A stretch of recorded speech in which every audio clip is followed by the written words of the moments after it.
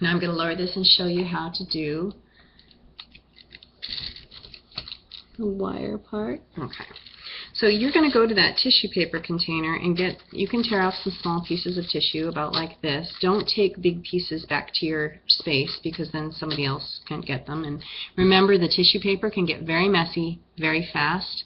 So I'd like it to stay away from your gluey area unless you're going to use it. If you go get more, make sure your hands are dry and clean. Otherwise that glue just spreads through the tissue paper like wildfire and we have to throw a bunch of it away. I don't want to have to do that. So get some of the colors that you think you like. I just tore off some of these colors right here just to show you real quick how to do this. You can always go get more. So what I'm going to do, I think I'm going to start off with this orange. My circle is about that big, so I'm going to look at not just going on one side of the circle, but I want the size to go around both sides. This is a little more than what I need, so I'm going to tear off some of that. I just need enough to wrap around the circle. So then I take you will also have your a container, a styrofoam container of glue and a brush to brush it on. The teacher will get the glue for you and put it in the tray. You can always ask for more if you run out, but I just want to make sure we don't waste that either. So take your brush, and the first thing you'll want to do is get your tissue paper good and gluey, and then take your wire and put it down on that tissue paper. Now I like to use my brush for just about everything so my hands actually don't get gluey. You can actually use this to lift up the tissue paper, and particularly on the surface that you're going to be using, which I completely forgot to tell your helpers about.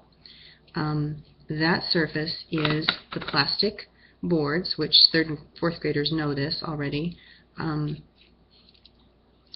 but the older kids do not. Those boards there's 2 drawers in the middle of those lower cabinets.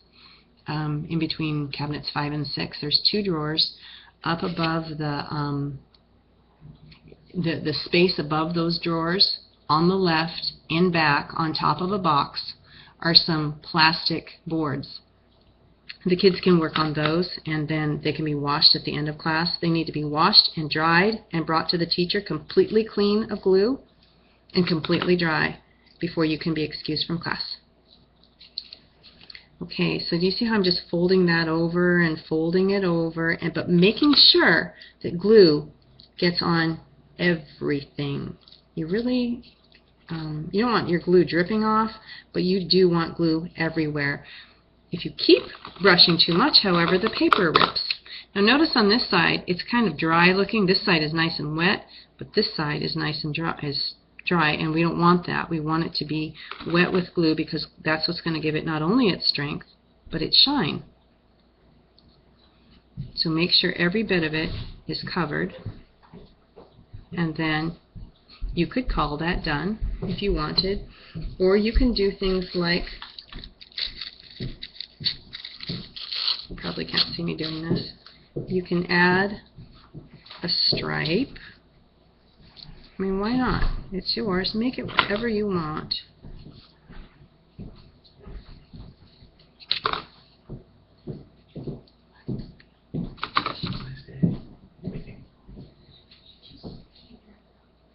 So when that dries, that's going to look pretty cool.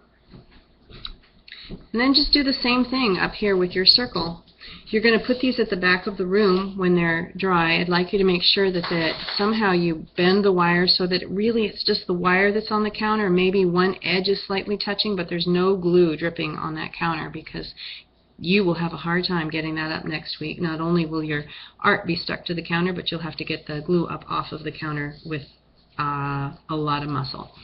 So make sure that it's just the wire touching the counter. I'll do one more. I'll show you this small circle here. Get it good and wet. Put your wire circle down, and then lift up. This is not lifting up very well because I'm working on a paper plate, which is nothing like those nice little plastic boards you guys got going on there. But if you take your time, you're patient, you can do this very well. Okay, some of you in the 1 o'clock class last week, you had your, I noticed that yours were, a lot of yours were dry. I'd like you to go over those again with the glue. The glue should make it glossy and hard. There were some soft, some crinkling paper that just did not have enough glue in it. This time, make sure you don't add any water at all. Just try to go with just the straight glue, and anytime you see a dry spot, fill that in. Well, I say actually go over the whole thing, because that gives it kind of its special look. All right, and that will dry. It should have a gloss to it. It should be hard. And then the next week, actually you may work on filling these in for, it may take you 2 weeks to get all of these done. These will not be finished until I come back. When I come back, we're going to put these together. So you have 2 weeks to work on these if you are in the 10:30 class. If you're in the 1 o'clock class, you've already had 1 week, and you may finish them before Thanksgiving. Yours will have to wait until I come back as well on December 10th, and we will put those together then.